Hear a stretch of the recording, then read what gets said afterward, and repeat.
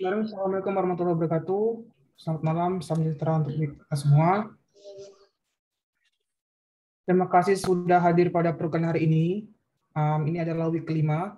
Jadi sebelum kita mulai, alangkah baik kita berdoa dulu agar iman kita pelajari berkah. Berdoa, saya persilakan.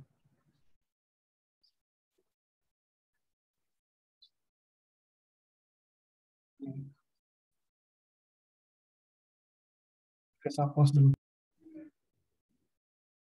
Oke, hari ini kita akan belajar tentang random forest dengan decision tree sama Boruta.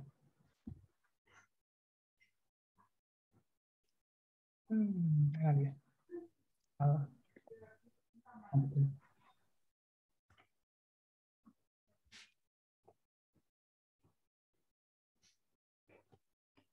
Oke, chapter 5, decision tree, random forest, dan Boruta. Jadi ini adalah metode-metode ini ada metode-metode yang untuk di tugas klasifikasi ya. Jadi di seluruh tes ini nanti kita malah lebih banyak bahas-bahas klasifikasi. Nanti setelah UTS nanti baru kita bahas tentang clustering dengan time series. Oke. Jadi yang saya presentasi hari ini itu Anda bisa baca di buku saya dengan judul Statistika Klimatologi. Saya sudah upload di EMAS. Jadi Anda bisa pelajari lebih lanjut cara interpretasinya. Juga ada beberapa estimasi parameter yang sudah saya buktikan. Jadi kalau Anda mau menggunakan tesis dengan random forest atau decision tree, di situ ada beberapa pembuktian rumus yang sudah saya buat itu. Jadi Anda bisa gunakan juga atau Anda bisa kembangkan juga. Nah, jadi di sini ada beberapa metode untuk random forest dan turunannya. Ada decision tree, ada random forest, bagging, dan Boruta gitu. Jadi pada intinya adalah nanti kita bikin klasifikasi berbeda dengan SVM ya. Kalau di SVM itu kita nggak bisa milih dengan variable importance di sana, karena kita hanya untuk memecah kelas antara grup gitu. Nah, juga kemarin Anda juga belajar dengan confusion matrix untuk evaluasi. Jadi saya cicil satu-satu biar Anda nanti nggak pusing gitu. Karena kalau di matrix confusion di situ ada perhitungan tentang sensitivity, specificity gitu, F1 score dan lain-lain. Nah, jadi kalau untuk sesi ini saya akan mengenalkan salah satu turunannya yaitu AUC atau area under curve. Nah, jadi nanti minggu depan kita belajar dengan evaluasi yang lain gitu. Jadi biar saya nggak langsung jebrek ngasih semua evaluasi ketepatan, jadi Anda bisa tahu satu-satu dulu gitu. Mari kita lanjut. Nah, jadi yang paling rumit ketika merunning machine learning adalah tentang convergent gitu, sampai dia iterasinya itu convergent. Nah, jadi kalau untuk metode random forest itu lebih cepat untuk sampai dia convergent gitu. Jadi kalau Anda gunakan NSVM dengan data yang high dimensional seperti 11.000 data atau sampai 100 variable, itu bakal text time mungkin sekitar 40 menit sampai 1 jam gitu. Tapi kalau random forest nggak sampai segitulah, lebih cepat dia convergent. Nah, jadi sederhananya adalah karena namanya pohon ya, mau random forest, mau decision tree, mau bagging, itu dasarnya dari pohon gitu. Di sana juga nanti ada beberapa terminologi seperti akar, batang, daun gitu. Sama seperti nanti beberapa terminologi di pohon gitu. Jadi menurut definisi saya pribadi yang ada di buku saya, pohon keputusan dan data mining itu adalah untuk mode prediksi di klasifikasi yang dapat digunakan juga ketika Anda untuk regresi gitu. Jadi regresi itu adalah regresi, bisa dikatakan regresi klasifikasi, cluster juga bisa beberapa bagiannya juga bisa dibilangkan regresi gitu. Asalkan di sana ada variabel yang mau kita hubungkan, itu bisa disebut dengan regresi. Terus menurut saya juga decision tree ini sangat solid digunakan ketika kita mempunyai variabel yang cukup banyak, karena nanti di sana kita bisa mendapatkan variabel importance atau variabel-variabel apa yang penting gitu. Sama sepertinya regresi ya. Kalau kita bikin regresi berganda, nanti kan kita bisa melihat variabel apa yang penting gitu. Kita seleksi dia dengan uji T gitu. Kira-kira apakah variabel ini penting apa tidak. Sama halnya dengan random forest. Jadi random forest nanti automatically kita bisa setting variabel apa yang importance di sana. Dan juga kalau untuk di decision tree ini dapat menangani data nominal maupun kontinu gitu sebagai atribut. Jadi data discrete ya juga bisa, rasio juga bisa untuk decision tree. Nah, terus yang ketiga di sini pohon keputusan juga cukup mewakili nilai discrete pengklasifikasian. Karena kan kalau untuk variabelnya kan harus discrete ya, harus 0 dan 1 atau 1 dan 2 gitu. Jadi kalau nanti variabel respons kita bernilai kontinu, itu tidak cocok digunakan untuk klasifikasi gitu. Terus yang terakhir ada pohon keputusan ini adalah salah satu metode non parametrik. Jadi kalau di pengumpulan statistika itu ada 3 pendekatan, namanya parametrik, semi parametrik, dan non parametrik. Jadi kalau parametrik itu harus memenuhi asumsinya, asumsi dasar seperti normalitas, linearitas, homoskedastisitas, atau korelasi gitu. Terus kalau semi parametrik itu harus beberapa bagian juga harus dipenuhi asumsinya. Sedangkan kalau non parametrik itu tidak perlu asumsi di sana gitu. Jadi kita bisa memerankan data itu tanpa harus menguji data itu harus berdistribusi apa, atau data itu harus linear gitu. Nah, itu adalah salah satu kelebihan dari menggunakan decision tree. Nah, jadi kalau Anda mau baca detail di buku saya, jadi ada beberapa bagian di klasifikasi biner. Jadi maksudnya kan karena Y kita ada 2 ya, biner 0 dan 1 gitu. Nah, jadi pada variabel itu di sini akan ada beberapa simbol di klasifikasi seperti ini. Ini dinamakan simpul akar, nanti ada namanya simpul dalam, dan perseginya adalah terminal atau not gitu, atau simpul akhir. Nah, maksudnya adalah nanti beberapa variabel yang kita gunakan itu akan dibuat seperti pohon gitu, seperti fondasinya. Mana variabel yang bisa dibuat sebagai akar, mana variabel yang bisa dikatakan sebagai batang atau pohonnya, dan mana variabel yang bisa dikatakan anak juga gitu. Jadi kalau kotak ini simpul akhir kadang dibilang juga sound variable atau variabel anak. Nah, jadi pada intinya adalah nanti dibikin beberapa split yang nanti bisa representatif untuk mewakili informasi dari substitusi tersebut itu.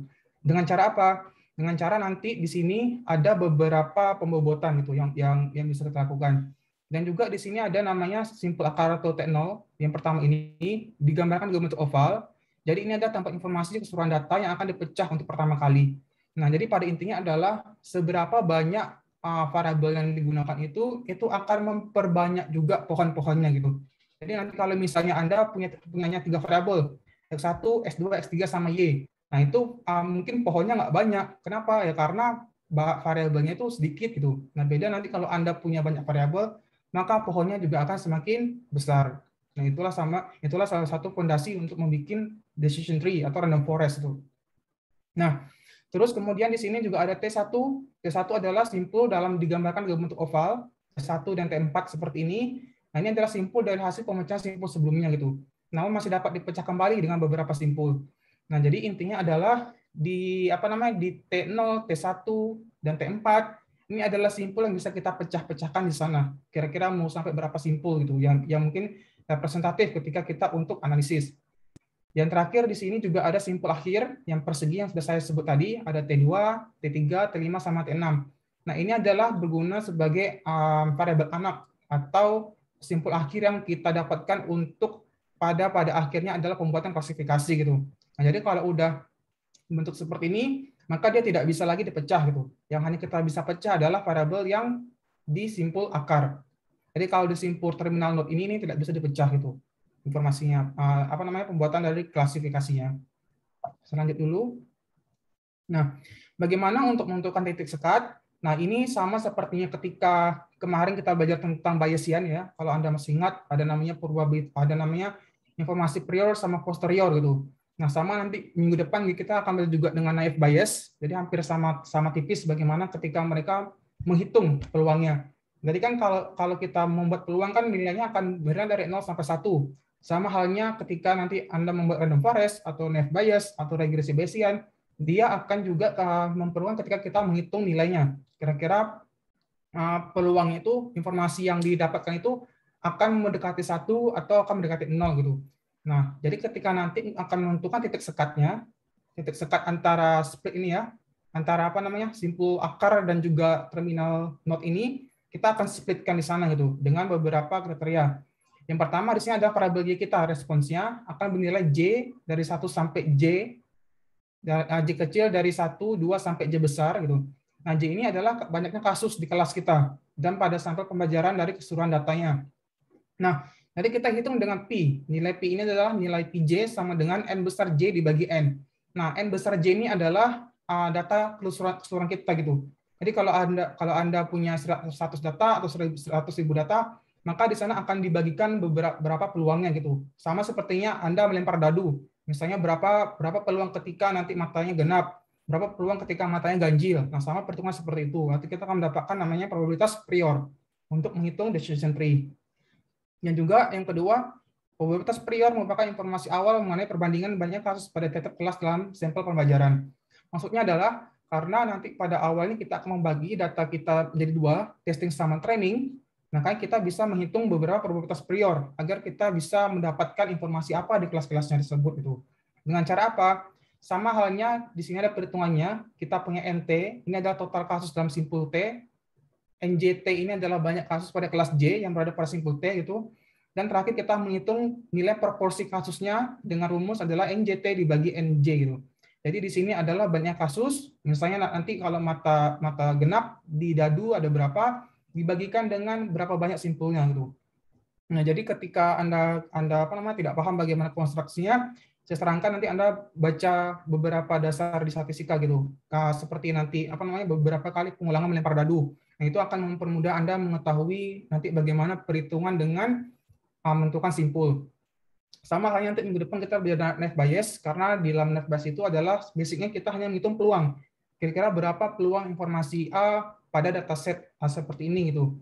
Nah, jadi kalau misalnya nanti balik lagi ke kasus dadu, kalau dadu kan hanya ada 6 mata ya. Nanti Anda bisa hitung beberapa, misalnya berapa kemungkinan nilai mata dadu genap yang akan muncul, berapa nilai mata dadu ganjil yang akan muncul, berapa nilai mata dadu nilai prima yang akan muncul. Nah, jadi Anda bisa menghitung beberapa probabilitas di sana. Sama itu untuk menentukan titik sekat di random forest. Nah, ini adalah perhitungannya. Jadi untuk menentukan titik sekat tadi kita harus menghitung beberapa peluang di sana ya. Nah, nanti Anda bisa baca lebih detail lagi di buku di bagian random forest di bab 3 kalau saya tak salah. Itu lengkap sekali beberapa penjabaran yang sudah saya sebutkan. Nanti Anda bisa lihat di sana. Pada intinya adalah yang saya jelaskan tadi, intinya di sini adalah kita menghitung probabilitas itu. Kita menghitung peluang. Peluang bagaimana ketika nanti ada suatu informasi di kelas, dan bagaimana ketika itu akan muncul itu di pemodelan kita. Nanti Anda bisa baca di buku saya yang lebih lengkap. Nah, jadi kan karena prosesnya ini akan berupa iteratif ya. Jadi nanti ini bakal ada peluang pengulangan sampai dia konvergen gitu. Nah, bagaimana dia berhenti? Jadi kita harus bikin dia berhenti.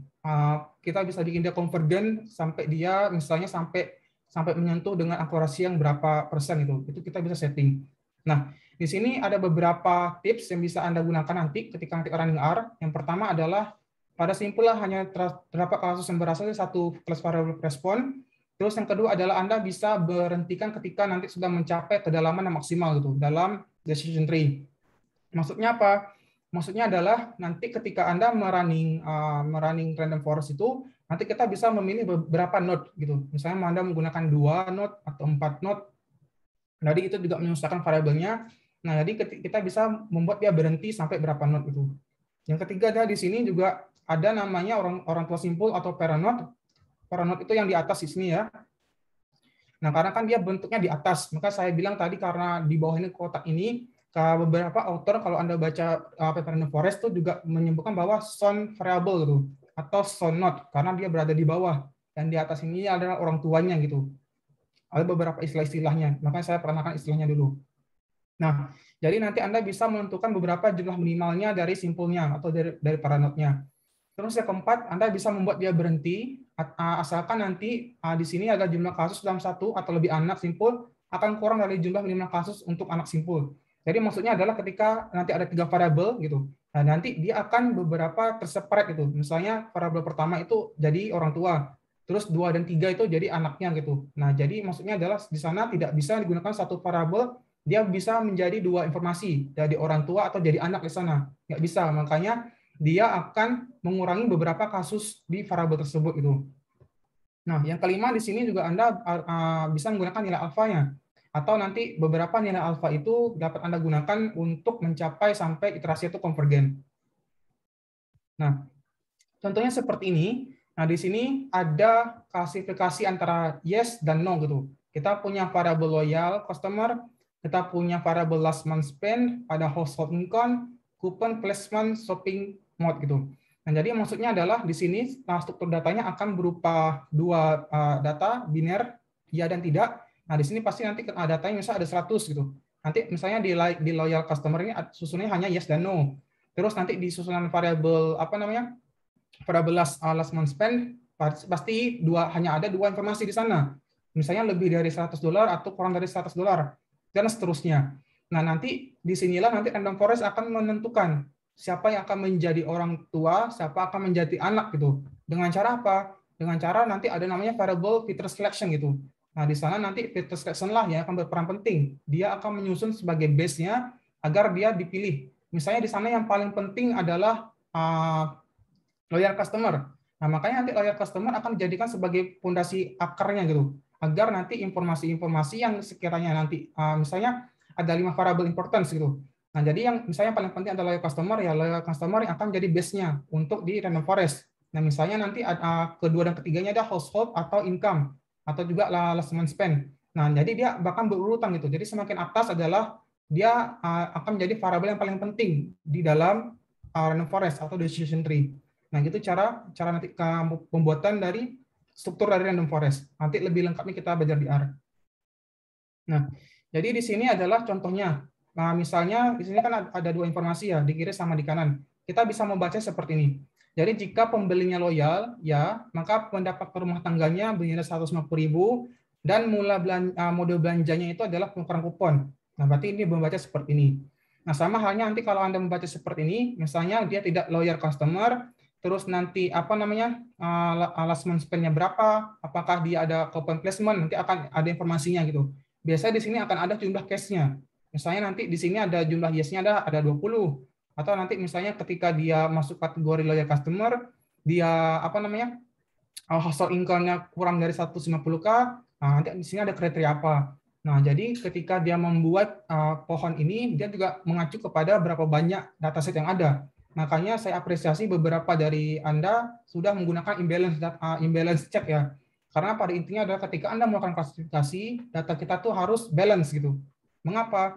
Karena kalau Anda hanya tidak menggunakan imbalance dataset, berarti khawatirnya adalah ketika nanti ada dua data, Y-nya 0 dan Y-nya 1, 0-nya cuma 2, tapi satunya ada 50. Kan nggak balance gitu. Gimana modelnya bisa belajar kalau datanya tidak balance? Maksudnya adalah nanti melakukan prediksi, dia tidak bisa membaca beberapa informasi yang 0 di sana gitu, karena informasinya sedikit. Nah, makanya ketika nanti Anda mau bikin klasifikasi, menggunakan regresi logistik, menggunakan SVM, SGBoost, dan lain-lain gitu, cek dulu dia balance atau tidak datanya. Nah, setelah Anda gunakan kalau dapat dia reasoning kalau dia balance, nah Anda bisa all the way gunakan dia untuk di klasifikasi. Nah, di sini juga nanti ada beberapa istilah lebih lengkapnya untuk dana forest yang di atasnya adalah root node-nya ya, akarnya. Maka saya bilang tadi, variabel importance yang paling pertama itu dia akan berada di akar sebagai fondasi kuat untuk variabel itu membentuk sebagai pohon gitu. Nah, terus yang kedua di sini akan ada internal node gitu. Di sini juga ada branch, maksudnya adalah sekat ya di sini. Di sini adalah daunnya, leaf node-nya. Nah, ini adalah untuk decision-nya. Dia masuk ke yes kah, dia masuk ke no kah, atau dia masuk ke klasifikasi yang lainnya. Misalnya Anda mau bikin dia miskin atau tidak. Nah, di sini akan ada informasi untuk leaf node-nya. Nanti di sini nanti miskin, di sini tidak. Atau nanti misalnya Anda mau bikin status lain, misalnya kebakaran lainnya, nah itu akan berada di leaf node gitu. Nah, jadi saya ulangi lagi, variabel yang paling penting di random forest itu akan berada di root node. Karena di sini adalah fondasi awalnya ketika nanti dia membentuk model gitu. Nah, jadi pada intinya adalah nanti ketika Anda menggunakan decision tree, di sini kita bisa tujuannya untuk meminimalkan ketidaksamaan pada simpul terminal gitu. Kita bisa membuat bagaimana informasi itu tidak sama antara beberapa simpulnya gitu. Dengan cara banyak ada bagging, ada XGBoost dan lain-lain itu. Nanti kita akan belajar ke sana. Nah, juga nanti di sini ada namanya indeks Gini. Nah, kalau untuk menguji regresi, dia ada error apa tidak, kita gunakan SSE gitu. Standard square error, nilai error. Tapi kalau diklasifikasi, kita gunakan Gini index atau indeks Gini. Nah, misalnya berapa banyak Gini yang di sana prediksinya itu masuk kategori no atau yes gitu. Sama halnya dengan method confusion gitu. Ini ada salah satu saja, gunakan nilai Gini. Nah, ini adalah salah satu contohnya yang seperti tadi di sana ada beberapa variabel yang contohnya. Nah, di sini saya sebutkan tadi kan ya, karena kan nanti di akhir ini ada beberapa informasi berapa banyak dataset yang ada di sini. Misalnya yes-nya ada berapa persen. Nah, nanti ketika Anda analisis bahkan ada seperti ini. Jadi bacanya adalah nanti misalnya di variabel ini masuk ke kategori tidak, terus masuk ke kategori variabel lainnya, misalnya ada 49% dan seterusnya. Nah, disinilah yang akan Anda dapatkan berapa banyak variabel yang masuk ke kategori ini, berapa banyak akan masuk ke kategori ini, dan seterusnya gitu. Nah, biasanya kalau di random forest, dia semakin ke kanan ini, dia akan semakin besar nilainya gitu. Berapa banyak proporsi yang terbentuk di sana, atau berapa banyak jumlah dataset yang ada di informasi tersebut gitu. Nah, jadi nanti pada intinya seperti di model regresi, kita harus membentuk modelnya sedemikian rupa di garis biru ini, kita sebut dengan apa namanya garis linear regresi. Terus dataset kita adalah poin-poin ini, bulat ini. Jadi kita bikin sebagaimana dia bisa garis ini mengikuti titik-titik ini gitu. Jadi tidak jauh nilai errornya gitu. Maksudnya jarak antara titik-titik ini ke garis-garis biru ini. Nah, itu adalah model yang baik untuk pemodelan. Karena nilai aktual kita karena garis linear ini mengikuti nilai aktual kita atau dinamakan nilai empirik gitu. Nah, jadi kalau nanti Anda menggunakan variabel yang banyak di sana, bisa sampai 100 sampai 200 gitu. Dia akan sangat kompleks ya. Seperti kalau Anda masih ingat di week ketiga tentang GWR, saya lupa 34 tentang GWR. Nah, di sana kan ada saya menjelaskan beberapa variabel yang kompleks ya.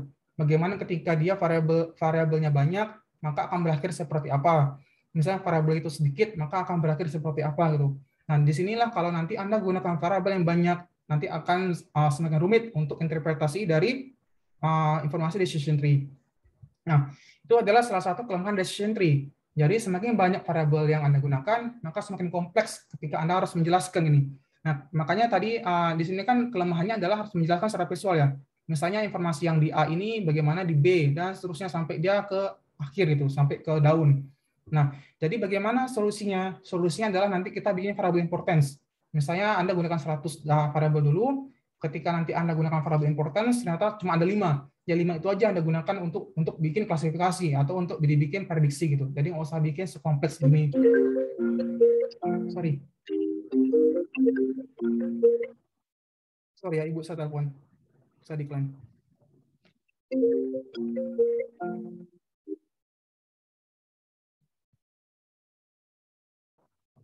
Sorry, Bapak, saya habis operasi. Ke distract sebentar, selanjut. Oke. Jadi tadi saya jelaskan, ketika Anda punya banyak variabel di sana, nanti akan berakhir agak kurang baik itu. Jadi ketika nanti di decision tree atau di Boruta atau di XGBoost, di situ Anda harus pilih beberapa variabel importance agar tidak berakhir seperti ini gitu. Lanjut. Nah, jadi gampangnya nanti Anda bisa gunakan data iris. Anda tahu dulu bagaimana random forest itu bisa bekerja di sana. Nah, jadi kan yang pada minggu SVM itu minggu kemarin kita udah tahu ya di sana informasi untuk setosa itu paling beda sendiri di antara Virginita sama Versicolor gitu. Nah, makanya ketika nanti kita secara visual kita sudah tahu variabel mana yang nanti sukar untuk dibikin prediksi, maka di sana juga nggak bakal banyak informasi apa yang dibikin untuk prediksi gitu. Nah, di sini kan karena apa namanya Virginica sama Versicolor hampir sama untuk ukuran sepal length sama sepal width. Nah, makanya di sini akan ada dua informasi di sini. Dia akan ada berada satu grup di sini gitu.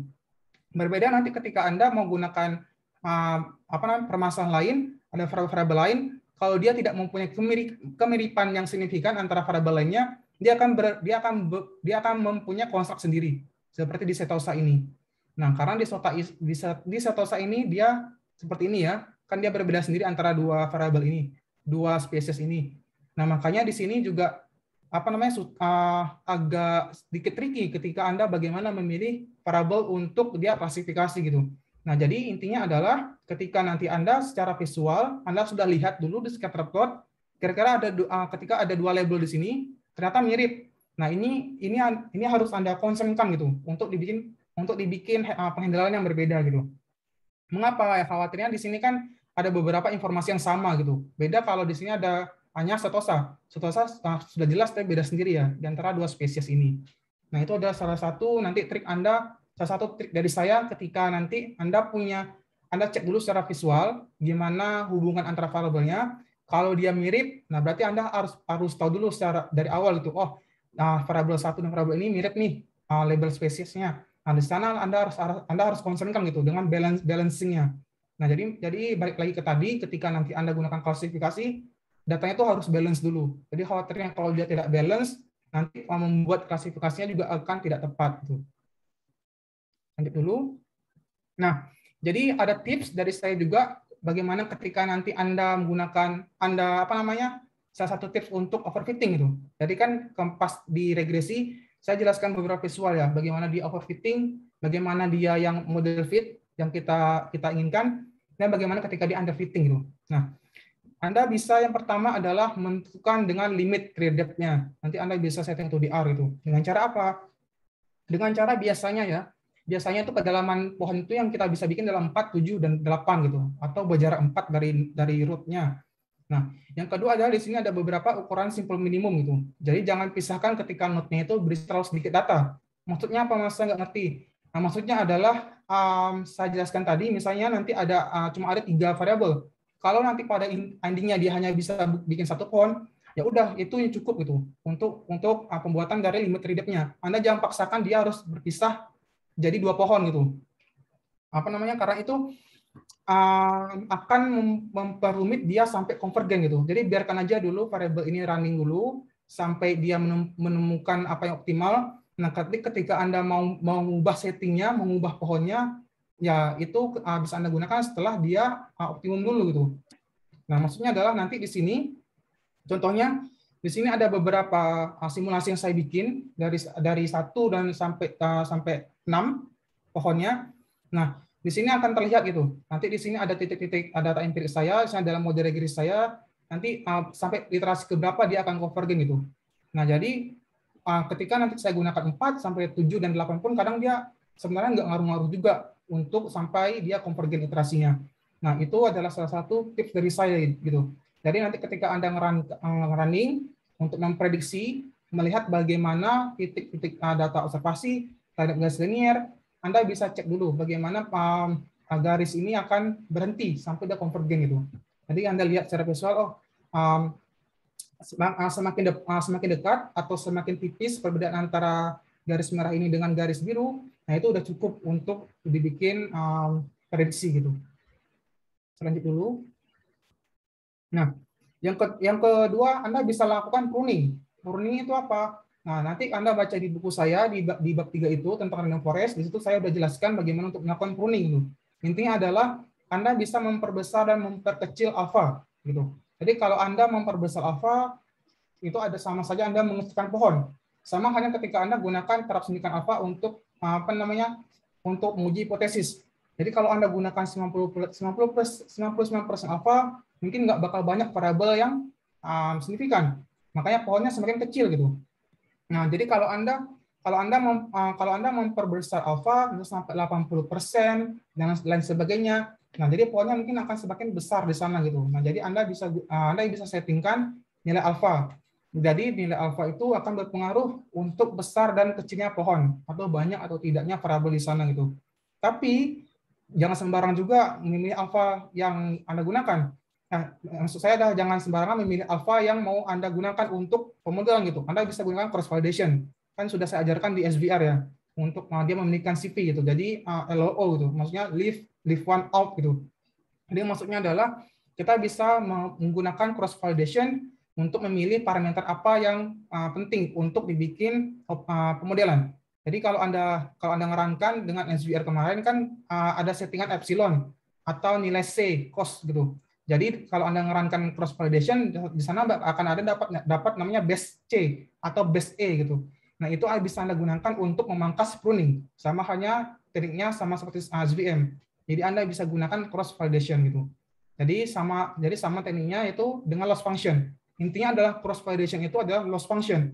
Jadi kita bisa melakukan smoothing atau memilih kira-kira mana saja beberapa kali optimasi atau pengulangan di cross validation sampai dia mendapatkan setting parameter yang tepat digunakan gitu. Nah, itu adalah salah satu tips dari saya untuk Anda melakukan teknik klasifikasi untuk random forest, SVM, dan lain-lain gitu untuk memangkas pruning atau untuk menghandle overfitting. Lanjut. Nah, jadi pada intinya ini kesimpulan dari saya. Kalau untuk nanti Anda gunakan decision tree, ini ada beberapa kelebihannya. Itu yang pertama adalah font kecilnya mudah diinterpretasi. Jelas ya tadi karena kalau banyaknya kalau semakin banyak variabel, semakin besar font-nya, maka semakin sulit untuk diinterpretasi gitu. Nah, jadi yang kedua adalah pokoknya berskala baik sampai n besar itu akan fast computing gitu. Maksudnya adalah nanti iterasinya akan cepat di sana. Nah, tapi kita juga perlu split gitu. Jadi split ini adalah bergantung dengan berapa kali bergantung kepada seberapa hubungan interaksi antara variabel di sana gitu. Nah, jadi yang saya jelaskan tadi, jadi kalau variabelnya penting atau variabel importance itu akan berada di atas atau akan berada di akar gitu. Nah, jadi kalau nanti seperti tadi semacam Virginica sama Setosa kan nggak apa namanya terlalu mirip informasinya ya. Nah, itu juga akan sulit ketika nanti displitkan gitu karena informasinya mirip. Nah, itu adalah salah satu kekurangan dari random forest. Terus yang ketiga kelebihannya adalah menangani semua jenis data. Jadi hampir semua data itu bisa digunakan di random forest. Terus yang ketiga untuk kekurangannya, di sana prediksinya tuh buruk kalau datanya hanya tunggal gitu. Jadi kalau Anda gunakan beberapa data aja, cuma dua variabel atau cuma 3 variabel, nah itu mungkin akurasinya buruk untuk melakukan prediksi gitu, nggak optimal. Karena tadi kan kalau Anda ingat lagi di perkuliahan GWR, di situ kan ada apa namanya? Ada visualisasi ketika bagaimana performance model ketika banyak variabel atau sedikit variabel gitu. Nah, sama halnya semua pemodelan di statistika itu, jadi semakin sedikit model, semakin sedikit variabel, maka juga modelnya itu akan buruk dilakukan untuk prediksi. Nah, jadi kelebihan untuk keempat untuk random forest atau decision tree sama hampir mirip lah. Jadi kita bisa melakukan namanya filter selection. Jadi kita bisa memilih variabel mana yang penting di sana gitu secara otomatis. Gitu. Terus yang keempat di sini juga bisa menangani data hilang atau missing data. Jadi beberapa metode kalau Anda gunakan itu Anda harus menyembuhkan dulu, Anda harus isi dulu data-data yang kosong. Tapi kalau random forest dia bisa automatically apa namanya menganggap data kosong itu dilakukan imputation di sana gitu. Saya lupa entah dia cold imputation apa hot imputation gitu. Maksudnya ada beberapa imputasi yang bisa dilakukan misalnya dari nilai min-nya atau nilai mediannya gitu. Saya lupa kalau di random forest itu nilai apa yang digunakan. Tapi pada intinya adalah random forest itu bisa digunakan untuk data yang kosong atau nanti bisa menangani data untuk menangani missing data gitu. Nah, yang terakhir kelebihannya adalah sepenuhnya non parametrik. Jadi tidak perlu pengujian asumsi parametrik. Jadi nggak perlu ngecek residual distribusi normal atau tidak perlu menguji linearitasnya, homogenitas variannya dan lain-lain gitu. Terus yang kekurangan terakhirnya adalah pohon tunggal memiliki varians yang tinggi. Jadi mudah disesuaikan dengan data pelatihan itu. Jadi kalau untuk ini karena variasinya tinggi, jadi saya kasih rekomendasi Anda bisa sesuaikan data pelatihannya untuk dibikin model decision tree. Nah, jadi saya luruskan kalau untuk pemodelan statistika itu yang harus Anda concernkan adalah residualnya ya, berdistribusi normal, bukan datanya berdistribusi normal gitu. Saya beberapa kali menguji di beberapa mahasiswa S3 sama S2 di FEB. Jadi beberapa dari mereka malah mengatakan data itu harus berdistribusi normal gitu. Keliru. Yang harus berdistribusi normal adalah error model pemilihannya. Kalau Anda gunakan di model parametrik itu harus berdistribusi normal. Data itu nggak berdistribusi normal itu nggak apa-apa gitu. Karena yang kita kontrol adalah errornya. Jadi kita kontrol error itu tidak apa namanya kita kontrol error itu homogen gitu. Jadi tidak heterogen. Jadi kalau model itu errornya itu heterogen, itu modelnya nggak bisa kita kontrol untuk prediktif gitu. Nah, itu adalah beberapa kekeliruan ya yang saya luruskan itu. Jadi di sini ada sepenuhnya non parametrik. Jadi Anda nggak usah menguji error distribusi normal gitu. Jadi kalau error yang nggak normal ya nggak apa-apa. Jadi kita nggak usah menguji parametrik di random forest. Nah, jadi yang tadi saya jelaskan tadi, kalau nanti di sana hanya satu atau tunggal atau single dari decision tree, nah jadi akan buruk untuk prediksi ya. Nih, karena yang kita harapkan adalah tidak seperti ini gitu. Jadi maksudnya adalah nanti variabelnya juga sedikit di sana, maka juga akan noisy gitu. Karena di sini akan sulit sekali sampai dia konvergen, sampai dia smoothing. Titik bulat titik data kita ini ke garis minyak kita gitu. Jadi akan semakin jauh kita melihat bagaimana jaraknya antara data empirik kita ke garis regresi ini gitu. Jadi kan ini ada masalah ke sini ya, kan makin jauh. Sementara dia hanya bisa mengcover sedemikian rupa itu, nggak nyampe ke bawah sini. Nah, itu adalah salah satu kelemahannya untuk ketika Anda hanya menggunakan single di random forest itu. Nah, jadi saya ada solusi juga. Solusinya bagaimana? Solusinya Anda bisa gunakan bagging atau boosting. Nanti lebih lengkapnya kita belajar di minggu depan ya, di XGBoost. Jadi, intermezzo saja. Jadi setiap 1 tahun sekali itu kami statistisi ini ada namanya M computations atau Macridatis competition. Jadi tujuannya adalah beberapa dari profesor atau dari praktisi yang di industri, kalau dia data scientist yang solid, yang murni itu, nanti kami ikuti beberapa kontes datanya di upload di Kaggle. Jadi kita bisa bikin beberapa pemodelan atau prediksi sesuai dengan pemahaman kita. Mau bikin pemodelan data ini untuk metode apa, terserah. Nah, jadi pada tahun 2020, kemarin saya juga ikutan. Nah, jadi yang menang itu adalah menggunakan XGBoost itu. Jadi, XGBoost itu salah satu metode yang baru juga, sekitar tahun 2010-an, tapi mungkin tidak terlalu familiar. Nah, familiarnya baru beberapa tahun ini. Jadi, XGBoost itu bisa sangat baik sekali, walaupun Anda gunakan dia untuk single tree, atau dia multiple tree di sana, dia akan memberikan akurasi yang tinggi gitu, bisa sampai 100% untuk di XGBoost. Nanti kita akan belajar itu di minggu depan. Nah, jadi salah satu solusi yang bisa digunakan nanti adalah boosting gitu. Jadi kalau nanti Anda melakukan nanti misalnya di presentasi UTS, kalau Anda komparasi mau XGBoost dengan lain pasti kalah. XGBoost pasti selalu menang gitu. Itu salah satu kelebihan dalam XGBoost. Dia bisa menangani data yang sedikit, dia bisa menangani data yang besar, dan dia juga bisa menangani noisy di model. Nah, ini adalah salah satu tips juga yang bisa Anda gunakan, yaitu bootstrap ya. Jadi kalau untuk boosting saya Jadi kalau untuk boosting saya jelaskan di depan, saya jelaskan untuk bagging dulu. Nah, di sini bagaimana Anda melakukan bagging? Jadi di sini bisa melakukan bootstrap gitu, per sampel. Jadi kita punya data awal kita bisa bootstrap dulu. Nanti maksudnya adalah sama seperti melakukan cross validation. Cross validation kan dia lebih ke optimasi parameternya ya. Kita bisa men-settingkan nilai C-nya atau nilai epsilonnya. Tapi kalau di sini yang kita bootstrapkan adalah data kita. Jadi data itu akan dibentuk beberapa kelompok atau sampling untuk dilakukan pemodelan ke decision tree. Jadi intinya di sini adalah bootstrap itu ada proses sampling agar nanti beberapa kali Anda memilih dia untuk testing dan training itu lebih optimal gitu. Nah, Anda bisa melakukan namanya bootstrap. Nah, jadi bootstrap ini dapat dilakukan secara pergantian gitu. Dengan cara apa? Ya dengan cara teknik bootstrap itu. Jadi bootstrap itu ada beberapa kriteria sampai dia bisa mendapatkan sampai dia bisa mendapatkan grup yang firm ketika Anda gunakan data itu untuk dilakukan pemodelan di random forest tuh. Jadi intinya gitu. Jadi saya jelaskan lagi, bootstrap itu yang dioptimasikan di datanya ya gitu. Tapi kalau untuk cross validations itu lebih ke parameter modelnya. Itu perbedaannya. Nah, jadi intinya adalah nanti bisa dilakukan bootstrap yang dapat kita bikin beberapa kali pengulangan sampai dia bisa mendapatkan tree yang optimal gitu. Dari beberapa sampel di bootstrap.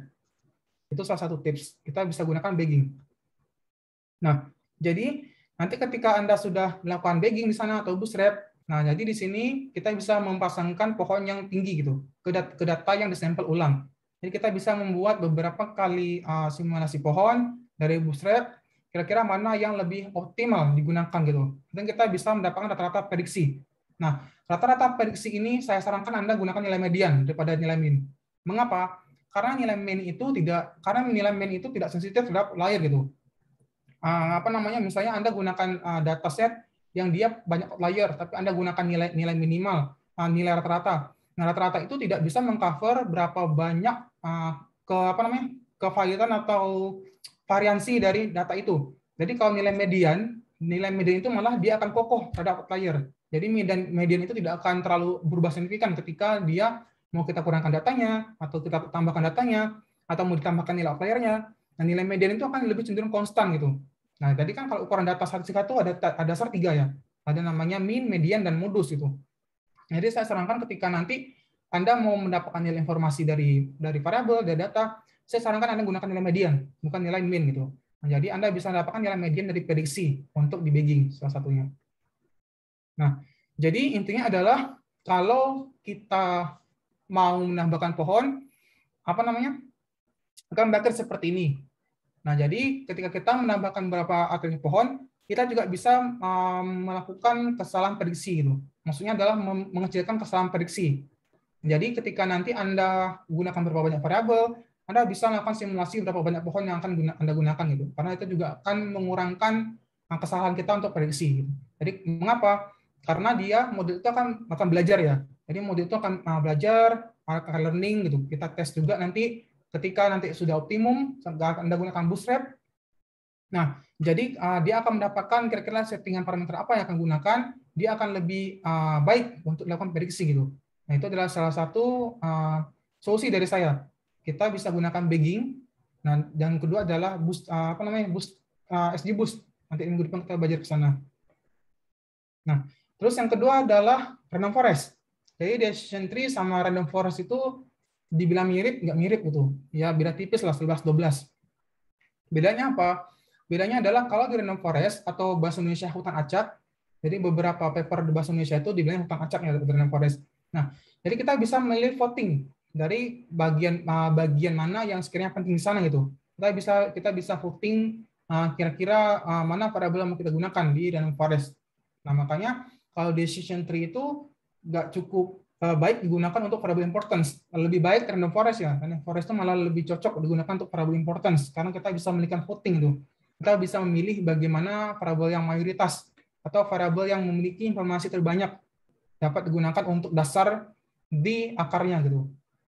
Nah, jadi intinya adalah di sini ada beberapa tahapan bagaimana ketika nanti Anda mau mengoptimalkan. Di sini Anda ketika nanti punya banyak variabel atribut, misalnya Anda punya 20 variabel. Ya, bagaimana mendapatkan klasifikasi ya? Itu bisa dengan cara adalah akar dari banyaknya atribut gitu. Misalnya Anda gunakan Anda 25 variabel. Ya, berarti nilai M yang akan bisa gunakan 5 gitu. Ini hanya tips aja ya. Jadi ketika nanti Anda menggunakan klasifikasi, Anda bisa gunakan M-nya 5 kalau Anda punya 5 atribut. Atau kalau Anda mau bikin pohon regresi atau decision tree tadi, Anda bisa menggunakan dalam M sama dengan MP dibagi 3. Jadi kalau misalnya ada 25, ya Anda bagi 3 gitu. Berarti 7 aja untuk atributnya gitu. Nah, sama hanya nanti di sini akan mendapatkan nilai M3 gitu. Nah, jadi di sini adalah M-nya ini adalah informasi apa yang penting di decision tree tersebut gitu. Nah, juga kelebihan di random forest ini nanti dia akan menghasilkan beberapa pohon yang unik karena setiap turunannya itu beda-beda gitu. Variabelnya. Jadi itu adalah salah satu keunggulan di random forest. Jadi kalau Anda menggunakan variable importance, ya silakan gunakan random forest. Nah, jadi kalau ditanya bagusan mana bagging atau random forest, nggak bisa dibilang bagging juga bagus, nggak bisa dibilang random forest juga bagus. Tergantung juga sih. Kalau Anda punya misalnya Anda gunakan beberapa data di Kaggle atau di UCL gitu. Kadang-kadang kalau gunakan misalnya data iris, ya kadang kalau kita setting di random forest bagus, tapi kita ubah sedikit jelek gitu. Nah, itulah kelemahan di machine learning. Jadi tidak ada pakeman kapan kita dibilang model itu bagus apa tidak. Intinya semua hanya ada di smoothing-nya gitu. Hanya ada bagaimana model itu bisa mengcover informasi datanya. Nah, jadi kalau ditanya bagusan mana di bagging atau random forest, tapi sejauh ini lebih direkomendasikan melakukan random forest itu. Karena di random forest itu kita bisa mendapatkan nilai variable importance, kita bisa mendapatkan keacakan dari data kita gitu. Jadi intinya adalah semakin dia mendekati 0, nah dia akan lebih cepat konvergen ya, atau errornya semakin kecil gitu. Beda ya dengan menggunakan bagging di sini akan ada gap yang cukup jauh lah digunakan untuk pemodelan. Ini saya gunain untuk data iris ya. Nanti Anda bisa gunakan itu untuk mengecek bagging atau random forest. Nah, di sini ada caranya, tips juga dari saya bagaimana untuk setting di random forest. Anda bisa melakukan tuning gitu. Anda bisa setting dengan jumlahnya mau berapa. Anda bisa melakukan M3-nya tadi dengan beberapa syarat tadi ya, misalnya akarnya misalnya 25 atribut. Ya, berarti Anda bisa gunakan 5 gitu. Kalau Anda mau gunakan decision tree, ya berarti Anda bisa gunakan 7 gitu. Karena 25 dibagi 3 ya. Sorry, lowbat. Sebentar.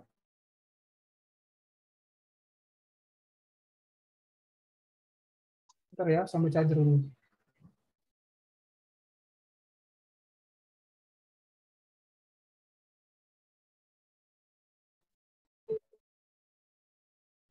Oke. Nah, terus nanti di sini Anda bisa melakukan sampling. Anda bisa melakukan cross validation atau K-fold. Nah, saya belum mengajarkan K-fold. Jadi nanti kita bisa belajar K-fold mungkin habis UTS ya, karena ini lebih banyak cocoknya nanti di time series sebenarnya. Yang terakhir Anda bisa menggunakan speed rule itu. Nah, jadi intinya adalah kelebihan dari random forest ini yang lebih efisien, jadi bisa menghasilkan prediksi yang cukup baik. Jadi jarang sekali terjadi overfitting ya di random forest, karena dia kan pemilihannya tuh berdasarkan simpul antara orang tua atau parent sampai dia mendapatkan valuable zone itu anaknya gitu, atau leaf atau daun gitu. Nah, jadi dia akan Mas, belum muncul screen-nya, Mas. belum muncul. Belum. Sebentar. Ini udah muncul belum? Udah. Oke. Nah, Masih. sorry. Makasih. Oh, oke. Jadi apa namanya?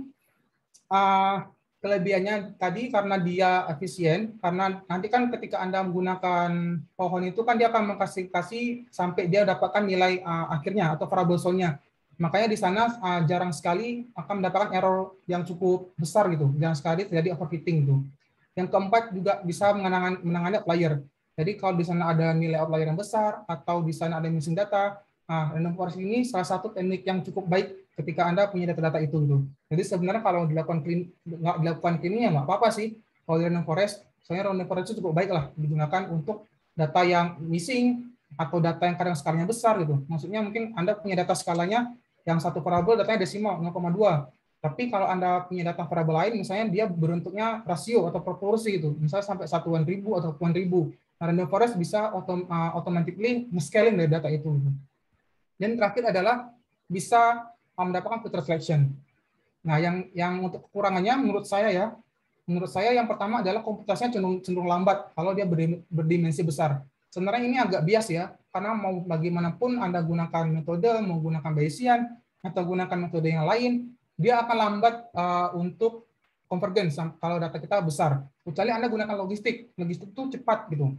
Ada dasar-dasarnya logistik atau lasso gitu. Nah, itu salah satu metode dasar statistik yang dia sebenarnya hybrid digunakan, tapi nggak banyak orang mau mengulik ke sana gitu, karena orang mungkin lebih cenderung kayak menggunakan metode itu yang lebih nggak usah nguji asumsi, akurasinya tinggi gitu. Nah, kalau logistik sebenarnya kalau kita bisa menghandle dengan baik yang benar, nah, lebih banyak informasi yang bisa digunakan dapat di sana gitu. Ada odds ratio, ada nilai confidence interval gitu. Itu yang nggak kita dapatkan di random forest. Yang terakhir kekurangannya adalah susah diinterpretasi.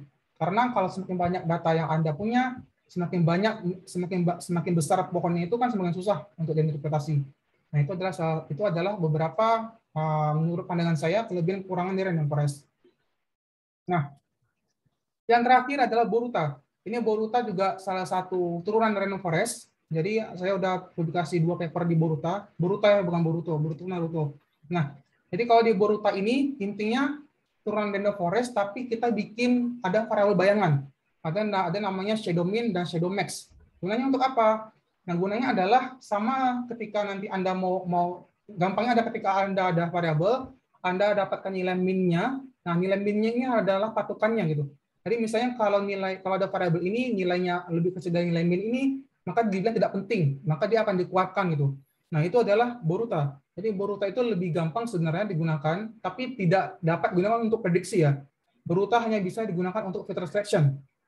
Jadi lebih berguna ketika Anda, kan namanya paradigma di big data itu beda ya, nggak berangkat dari hipotesis yang saya bilang tadi. Kita berangkat dari data. Jadi kalau Anda punya data 20, ada data X-nya itu 200 atau 100, Anda bingung menggunakan yang mana yang menggunakan untuk regresi gitu. Jadi kan Anda bisa gunakan Boruta. Jadi Anda bisa take out beberapa data itu yang nggak penting. Jadi Anda bisa eliminasi. Jadi Anda bisa gunakan misalnya dari 200 itu hanya 10 variabel. Nah, Anda bisa justifikasi itu dari Boruta gitu. Nah, jadi Boruta ini adalah salah satu turunan dari random forest yang bisa Anda gunakan untuk filter selection. Nah, tadi dasarnya adalah hanya dari nilai Z gitu. Jadi kalau kita punya dapat nilai Z, nah Z-nya nanti di sana kecil, nah itu mungkin tidak penting. Kalau nilainya Z-nya besar, berarti itu penting. Nah itu adalah itu adalah model Boruta gitu. Nanti kita belajar.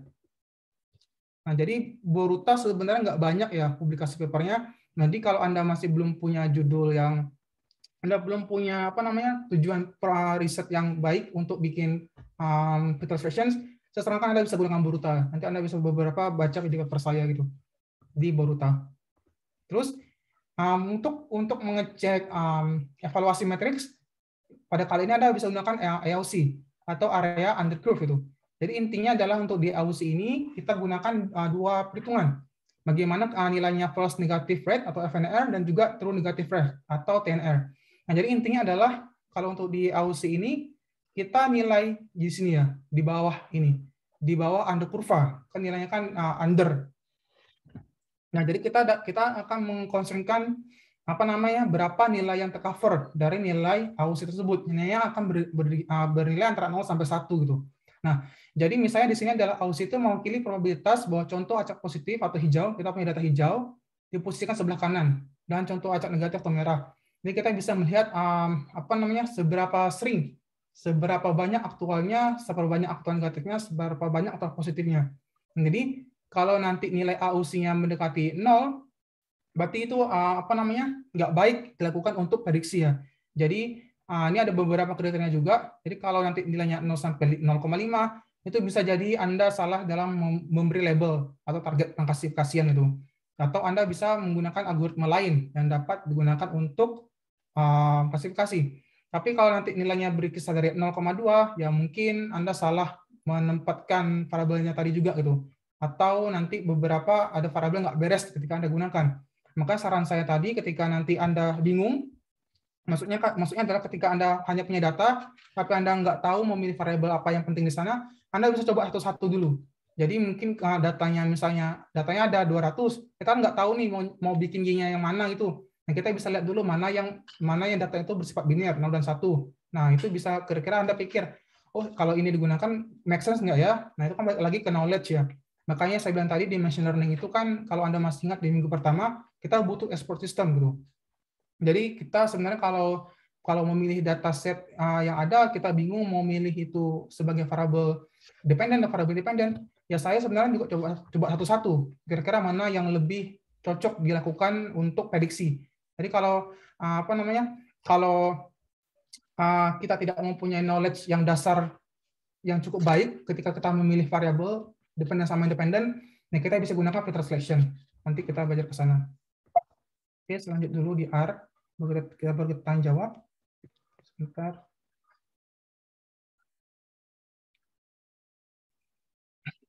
Oke, nanti Anda bisa cek di sini. Sorry, sebentar.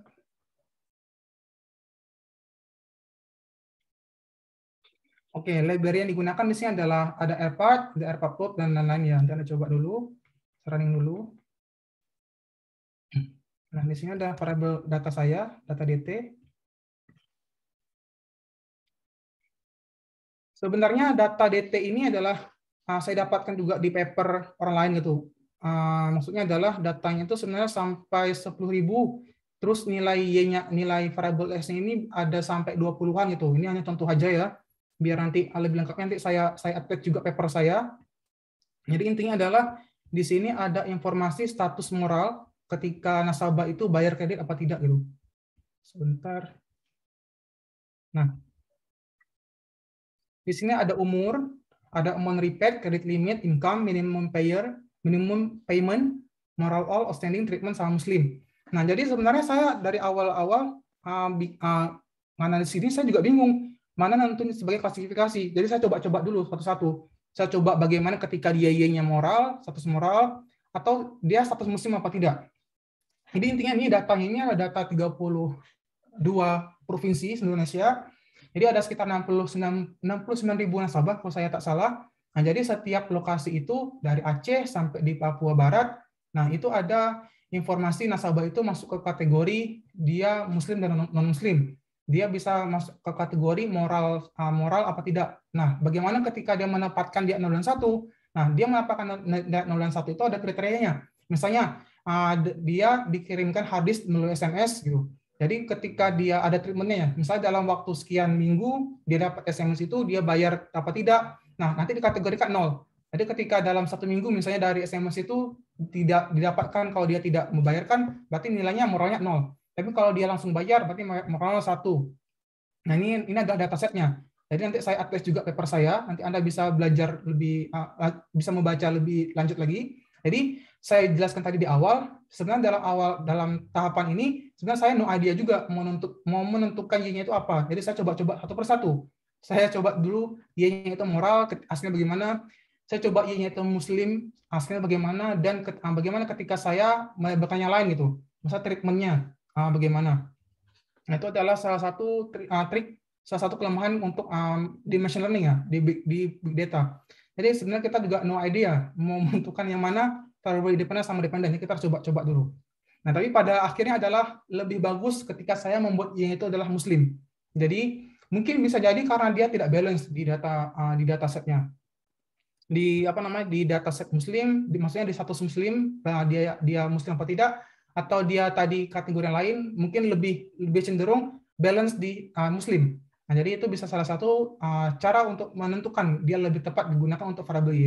Nah, itu adalah salah satu tips dari saya. Ini kita running dulu ya. Margin.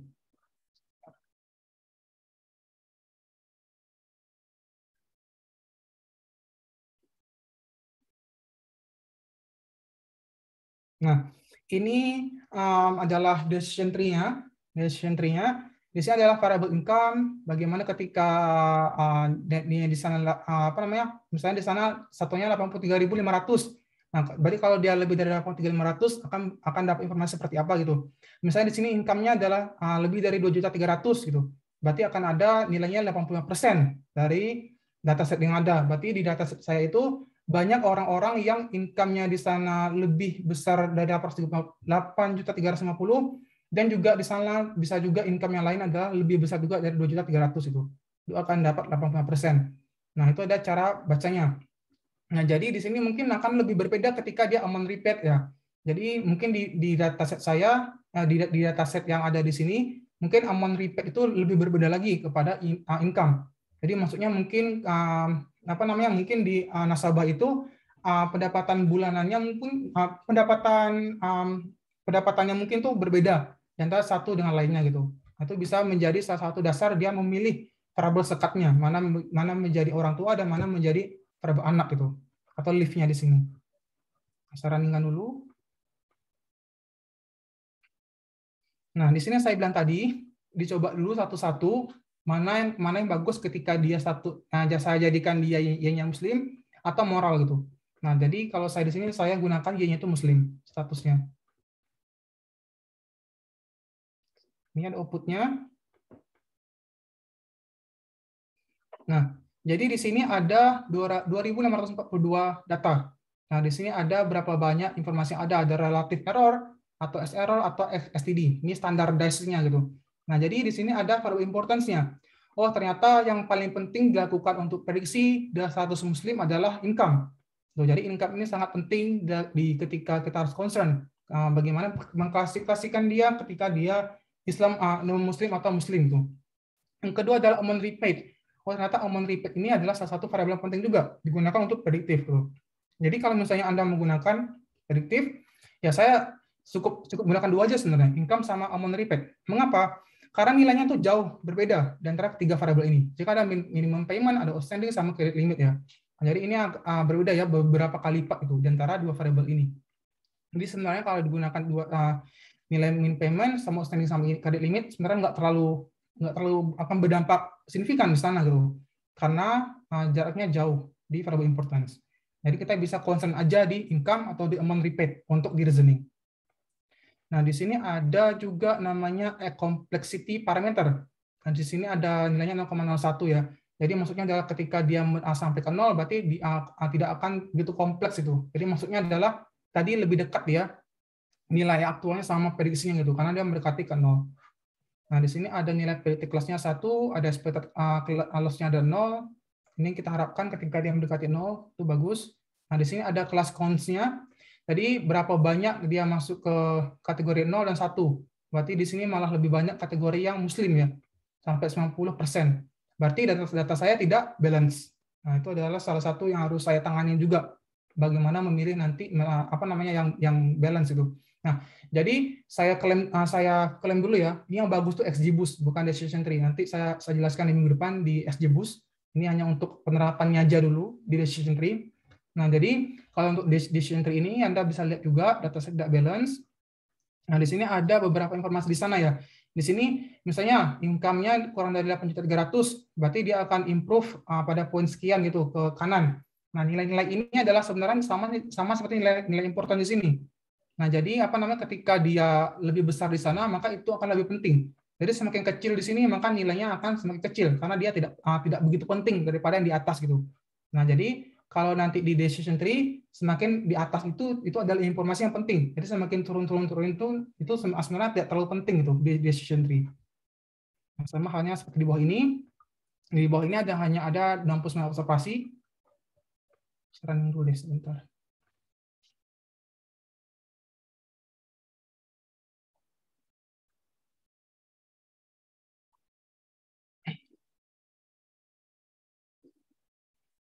Nah, ini ada note nomor 2, ada 69 observasi. Di sini juga ada kelas konnya gitu. Misalnya masuk ke 30 ini dan 39 ini adalah ada 43%. Terus juga ke masuk 39 ini ada 56% gitu. Nah, ini juga ada beberapa kali dia apa namanya improving-nya. Jadi nanti Anda kalau Anda bingung, Anda bisa baca di buku. Nah, di buku itu saya sudah jelaskan juga bagaimana apa namanya penjelasannya untuk dia improving dari setiap note-nya. Terus sampai terakhir di sini ada 5 note ya. 1, 2, 3, 4, 5. Ya benar, 5 not. Ini adalah yang terakhir. Ada 49 observasi. Gitu. Jadi lanjut dulu. Di sini ada apa lagi? Di sini ada relative error-nya. Nah, di sini berarti lebih cocok digunakan sampai tree-nya ketiga. Tadi kan tree-nya sampai 5 ya. Nah, jadi sebenarnya ini lebih cocok nanti Anda gunakan tree-nya cukup 3 aja. Sampai apa namanya? Lebih optimum untuk digunakan. Anda summary fit. Ini informasi yang tadi. Nah, di sini ada perhitungan ROC. Bisa gunakan library ini.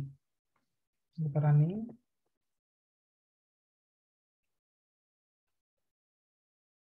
Nah, jadi ini AUS-nya 1 ya. Jadi ini 100% perfect gitu.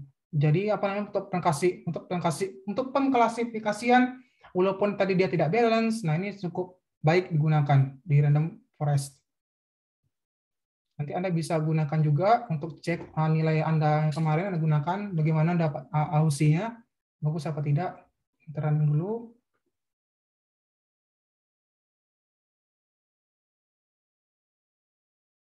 Ini ada cara-cara lainnya juga.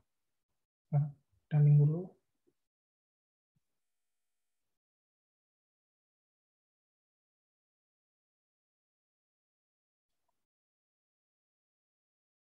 Nanti dia ada 8 plot di sini sebentar.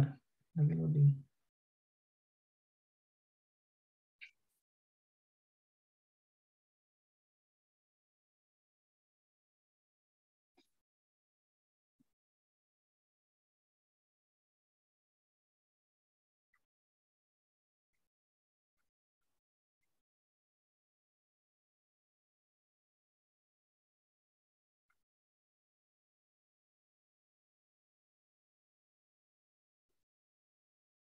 Nanti ini kalau Anda running ini nanti akan ada 8 figur ya. Di sini misalnya di sini ada sensitivity, di sini ada F1 score gitu. Jadi di sini adalah ini dia. Jadi kalau Anda gunakan perintah di library prereq ini lebih banyak informasi untuk menguji akurasi di apa namanya klasifikasi. Jadi kan kalau Anda hanya running ini, dia akan hanya mendapatkan nilai ROC ya. Tapi kalau Anda gunakan package ini, Anda bisa dapatkan nilai score, Anda bisa mendapatkan nilai error atau accuracy di sana, Anda bisa dapatkan sensitivity, dan lain-lain gitu. Nah, jadi ini nanti terserah Anda menggunakan yang mana, menggunakan yang atas juga boleh, yang bawah juga boleh gitu. Ini adalah apa namanya evaluasi akurasi matriks di klasifikasi.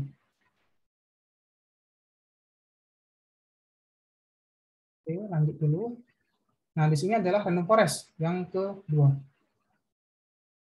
Running dulu.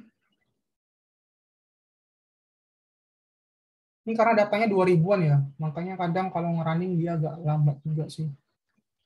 Ya nggak selama menggunakan SVM lah. Running dulu. Nah, di sini Y-nya ini muslim, status muslimnya adalah tabelnya. Nah, ketika nanti bikin random forest, dia bisa melihat, Anda bisa melihat kira-kira kalau nilainya sekian ini, prediksi ini masuk kategori 1 apa 0 gitu.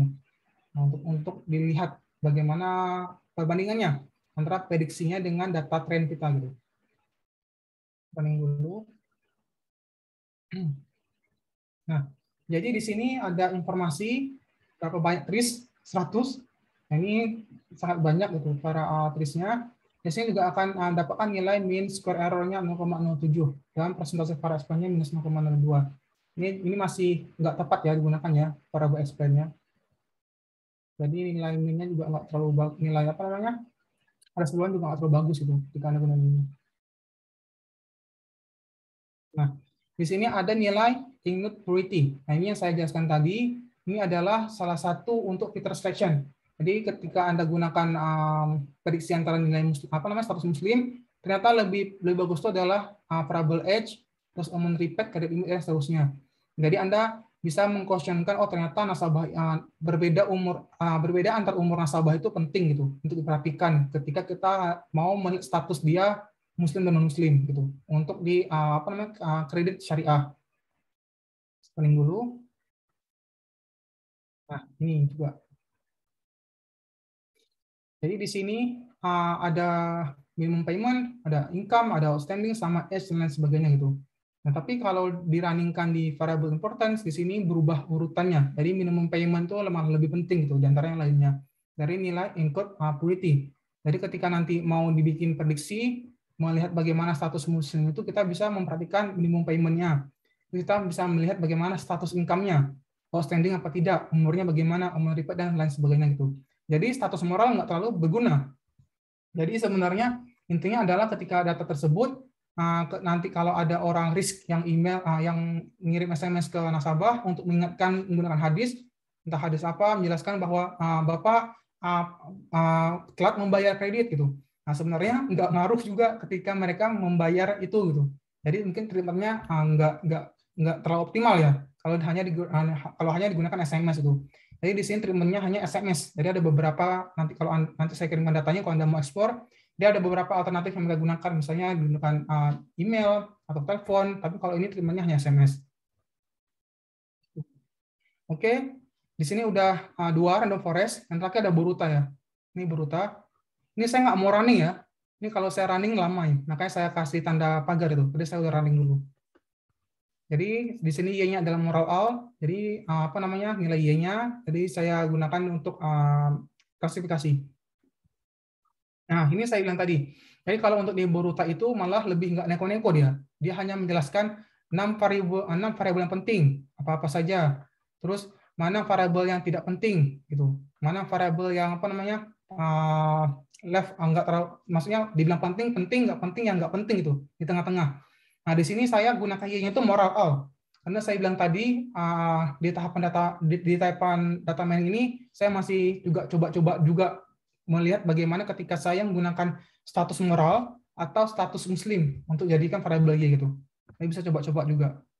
Nah, jadi di sini kalau saya menggunakan variabel moral all sebagai Y-nya, berarti hanya akan ada mendapatkan 6 atribut yang penting, yaitu amount repaid, credit limit, dan lain sebagainya gitu. Saya running dulu. Nah, ini adalah plot tadi. Nah, di sini berarti akan ada gap-nya ya. Jadi kalau seperti ini kan sebenarnya susah juga kita mau mesetkan variabelnya digunakan untuk pemodelan atau prediksi. Dan ini bisa saya ganti lagi dengan variabel yang lain. Misal saya gunakan MR1, ini saya keluarkan variabel ini karena terlalu berbeda sangat jauh ya daripada yang lain. Jadi saya gunakan di sini MR1-nya adalah moral R, terus age, amount, repaid, credit limit, minimum payment, dan lain sebagainya gitu. Jadi treatment saya hapus. Bagaimana hasilnya? Ini saya running dulu. Sebentar.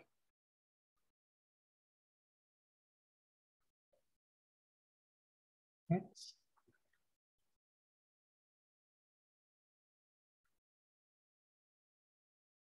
Nah, jadi kalau saya hapus treatment tadi, berarti akan dapatkan seperti ini. Nah, berarti lebih jelasnya ya. Oh, berarti lebih lebih bagus ketika saya treatment itu dihapus.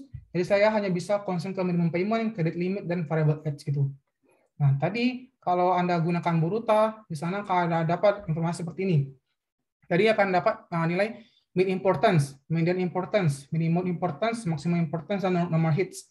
Nah, nanti akan ada tulisan decision-nya. Jadi kalau misalnya nanti ada reject, berarti itu nggak bisa kita gunakan, karena dia nggak penting. Jadi kalau Anda mau gunakan variabel yang penting untuk melakukan pemodelan regresi atau lainnya, Anda bisa gunakan edge, common repeat, credit limit, minimum payment. Kalau Anda gunakan Muslim, tentatif. Penting dan penting dibilang penting, dibilang enggak gitu. Itu dibilangnya tentatif. Nah, jadi kalau nanti Anda mau gunakan pemodelan, entah nanti gunakan spasial, Anda mau gunakan nanti mau bikin indeks gitu, kalau Anda mau bikin indexing, Anda bisa gunakan Boruta dulu. Jadi Anda bisa memilih mana yang variabel yang oke digunain untuk pemodelan. Nah, itu adalah salah satu tips juga nanti ketika Anda punya banyak variabel tapi Anda bingung mau menentukan itu yang mana gitu. Nah, jadi di sini terakhir ada Bayesian ya. Nanti Anda bisa coba juga Bayesian.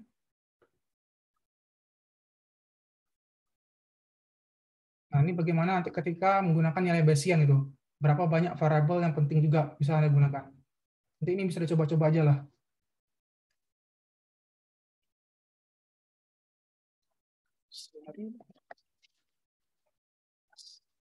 Apa tulis di sini?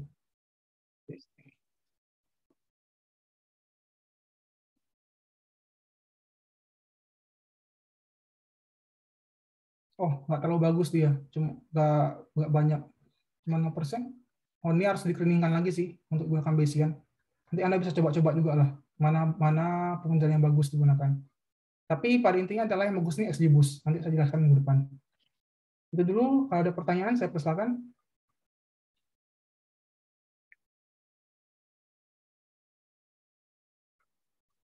Bingung ya? Tapi kalau ngajarin tugas, nanti nggak bingung. Nggak tugas sih kalau non Forest.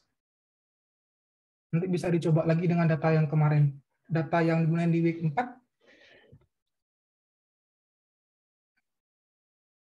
Pak mau tanya, Bahkan, maaf saya nggak bisa open mic soalnya lagi di luar. silakan Ima. Pak, tadi saya lihat variabel umur itu ada banyak nolnya, itu apa memang sengaja ditulis seperti itu atau memang ada treatment khusus? Yang tadi kan bilangan desimal tuh saya lihat banyak nolnya ya Pak. Itu kenapa ya? Sorry, saya lihat dulu. Mau yang mana? Yang mana? Ini? bukan, yang table tadi saya lihat. Terus saya lupa di mana ya? Yang IUC kalau nggak salah ya. Saya lihat dulu ya. Yang buat ini Muslim itu kredit, data kredit yang table itu kan bilangan desimalnya tuh banyak banget nolnya. Sebentar.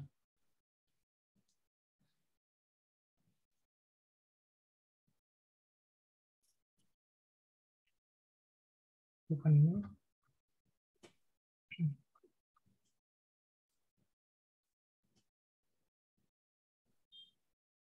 Yang mana Ima? Yang table Pak. Sorry Mas, di tab yang di source yang di DT itu kalau nggak salah deh Mas. Source DT.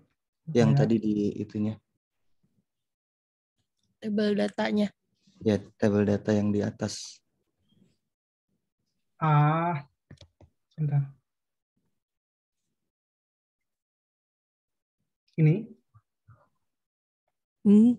Bukan. Double dataset yang biasa Mas. Sebentar saya blink. Yang DT ini di atas mungkin ya? DT. Samping random forest tuh Mas. Ini? Yang atas-atas. Sebelahnya itu DT, Mas. DT. Tab sebelah DT itu. Yang ini? Yang atas kiri atas. Yang DT. tabel DT Mas. Dataset DT. Yang di bawah disket. Yang di bawah apa? Disket, simbol disket. Dataset DT, Yang- Mas. Random forest Kan? R. Atasnya Mas, bukan itunya. Bola Ini. panasnya random forest R itu loh, Mas. Tab datanya, Mas. Tab DT. Datanya. Baca aja, belum di ini, Mas. Di atas bacaan source on save itu loh Mas. View. Common view. Sorry, saya ngeblank. Yang mana sih? Sebentar ya. Ngebuka loh, Mas. datanya, Di tab. Mas. Ngebuka data. Oh, buka datanya. Iya. Nah, ini kan isinya enggak. ini ada banyak nol. Terus yang hitungan-hitungan desimal ini kan banyak yang nol. Nah, ini apakah memang pas ditulis seperti itu atau memang harus ditambahkan banyak nol gitu? Oh, sebenarnya nggak ngaruh sih, Ma. Karena kan nanti Nggak dibaca ngaruh. kan titik ya. Sebenarnya sih nggak ngaruh sih. Kalau gunakan 40.3, ya nggak terlalu ngaruh sih sebenarnya. Tapi itu Mas taruh situ Sebenarnya kenapa? sorry, Ma, saya potong. Ini, Oh, ini iya. salah ya. Ini sebenarnya ini nggak ada titik di sini. Karena kan jatuhnya per kursi. Seharusnya 6 juta, 134 juta gitu. 1.300.000 gitu. Tapi kalau ini kan dia dibaca koma, jadi 40,3. Sebenarnya kalau nilainya per kursi terus seperti ini. 183, 141 gitu. Jadi kalau titik ini terbaca koma. Nah, ini seharusnya nggak ada titik ya. Dia seharusnya 4.800.000. Jadi nggak ada bedanya ya? Kalau bilangan desimal itu nggak perlu Nggak ngaruh. dibuatkan gitu, Nggak nggak perlu. Nggak ngaruh. Karena kan terbacanya kan di sini kan 40,3. Ini kalau mau dibikin 0, nggak ngaruh sebenarnya. Saya kira harus ada sama gitu jumlahnya, enggak ya? Enggak. Oke. Misalkan ada titik di sini, dia baca desimal. Oh iya. Oke. Thank you, Mas. Udah malam yang lain? Ada pertanyaan?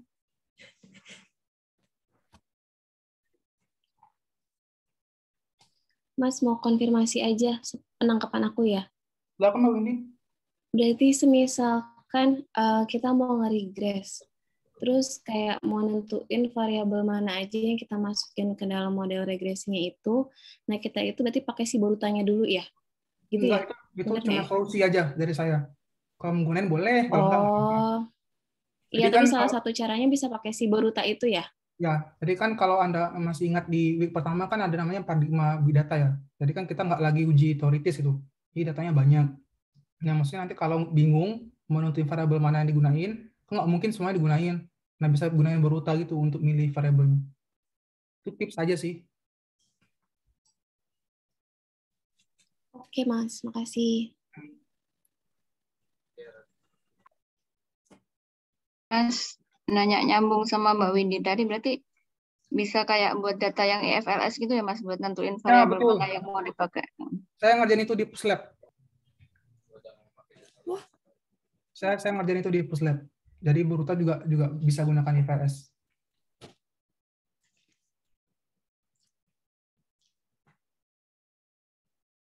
Jadi udah gunain berapa metode ya? SVM, terus regresi logistik, terus Bayesian, SVM, random forest, terus decision tree, bidding tadi, boruta, minggu depan F bias sama SGBoost, berarti ada 10 metode. Nah, berarti nanti tanggal 27 pilihlah satu orang satu, jelasin 2 menit. Kira-kira kalau gunain data ini, pakai metode ini gimana hasilnya? 28 Mas UTS-nya. Sorry, 28. Yang lain ada pertanyaan? Kalau ada pertanyaan, saya kasih kuis. Kuisnya? Kuisnya nggak dari nilai tugas, Mas. Soalnya kalau lihat tugas kelompok bagus-bagus nilainya. Terus sebentar, saya